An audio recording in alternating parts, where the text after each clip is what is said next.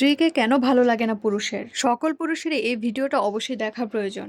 আমার স্ত্রী দেখতে অসুন্দরী নয়, তবুও তাকে কেন জানি না ভালো লাগে না। আমাদের বিয়ে হয়েছে ৫ বছর হলো। ৩ বছর বয়সী একটা ছেলে সন্তানও আছে।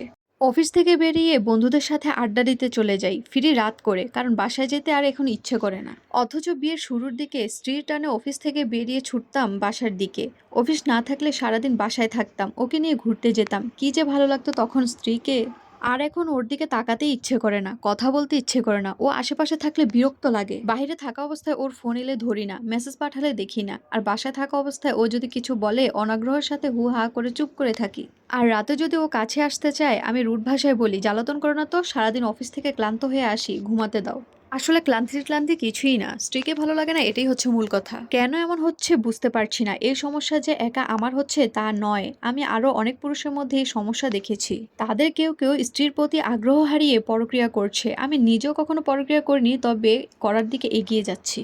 কেন পুরুষেরা একটা সময় স্ত্রীর প্রতি আগ্রহ হারিয়ে ফেলে, এটা জানার জন্য আমি যত পুরুষের সাথে কথা বলেছিলাম, তাদের উত্তর ছিল এরকম: এটাই তো স্বাভাবিক, এক জিনিস আর কতদিন ভালো লাগবে, বেশি দিন তো আর এক জিনিস ভালো লাগে না। তাদের উত্তরটা আমার কাছে সঠিক মনে হয়নি, কারণ এক জিনিস বেশি দিন ভালো না লাগা যদি স্বাভাবিক হতো, তাহলে স্ত্রীর ক্ষেত্রেও সেটা হতো।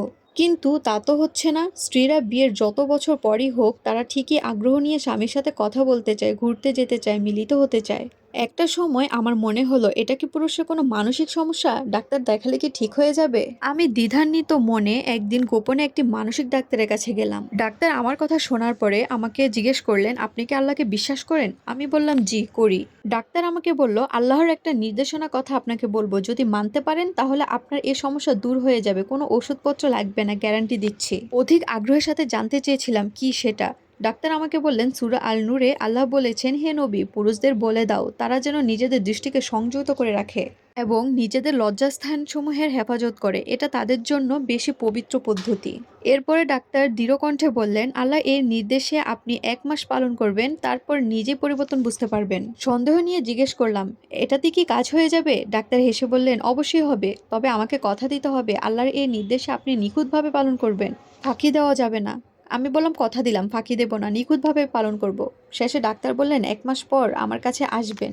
আসবো কথা দিয়ে ডাক্তারের চেম্বার থেকে বেরোলাম। চেম্বার থেকে বেরোনোর সময় দেখলাম একটি যুবতী রূপবতী মেয়ে একজন বৃদ্ধাকে নিয়ে ডাক্তারের চেম্বারে ঢুকছে। আমি মেয়েটার দিকে তাকাতে গেলে আচমকা মনে পড়ে গেল আল্লাহর নির্দেশের কথা। আমি সঙ্গে সঙ্গে চোখ ফিরিয়ে নিলাম এবং মাথা নিচু করে হেঁটে চলে গেলাম। এরপর থেকে কোনো মেয়ের দিকে যদি চোখ পড়তো, চোখ সরিয়ে নিতাম, দৃষ্টি নত করে হাঁটতাম। এভাবে দৃষ্টি সংযত রেখে লজ্জাস্থানে হেফাজত করে 15 দিন কাটানোর পর লক্ষ্য করলাম যে আমার মাথায় স্ত্রীর ভাবনা ছাড়া আর কোনো কিছু কাজ করছে না। আসলে এ থেকে আমরা কি বুঝতে পারলাম? আমরা বুঝতে পারলাম যে আল্লাহর নির্দেশনাই হচ্ছে আমাদের জন্য উত্তম নির্দেশনা, এবং সেই নির্দেশনা যদি আমরা পালন করতে পারি তাহলে আমাদের জীবন সুন্দর, আলহামদুলিল্লাহ।